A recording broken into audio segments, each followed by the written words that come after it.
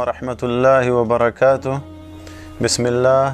الحمد للہ والصلاة والسلام علی رسول اللہ وعلی آلہ وصحبہ ومن والاه۔ ناظرین کرام، نئے سال کی آمد پر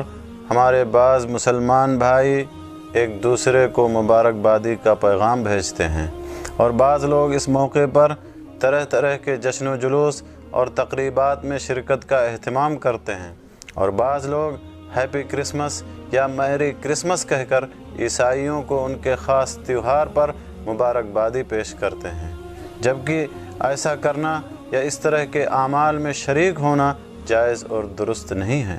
نبی صلی اللہ علیہ وسلم نے ہمیں کفار و مشرکین کی تقلید اور مشابہت سے منع فرمایا ہے، جیسا کہ ابو داؤد کی حدیث میں ہے کہ رسول اللہ صلی اللہ علیہ وسلم نے ارشاد فرمایا، من تشبہ بقوم فہو منہم، کہ جو آدمی غیر قوم کی مشابہت اختیار کرے، خاص کر ان اعمال میں جو ان کے دین کے شعائر اور خصوصیات میں سے ہیں، تو وہ انہی میں سے ہے۔ اسی طرح سے میری کرسمس کہنا یا ہیپی کرسمس کہنا اور غیروں کی عید اور تہوار میں شریک ہونا یہ بھی جائز اور درست نہیں ہے۔ اللہ تعالیٰ فرماتا ہے، والذین لا یشہدون الزور وَإِذَا مَرُّوا بِاللَّغْوِ مَرُّوا کِرَامًا، کہ مومنین وہ ہیں جو جھوٹی گواہی نہیں دیتے، اور بعض مفسرین نے لکھا ہے کہ زور سے مراد کفار و مشرکین کی عید ہے، یعنی جو کفار و مشرکین کی عید میں شرکت نہیں کرتے۔